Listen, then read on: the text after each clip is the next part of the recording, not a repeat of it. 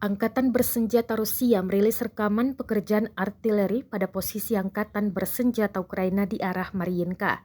Rekamannya beredar di Telegram pada Jumat 2 Juni 2023. Artileri Rusia tampak meluncur tepat sasaran mengenai bangunan yang ditempati pasukan Ukraina, serta mobil pick-up militer Ukraina.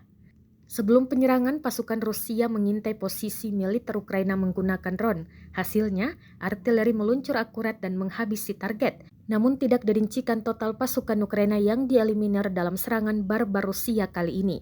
Kendati demikian, rekamannya telah menuai berbagai komentar dari warganet.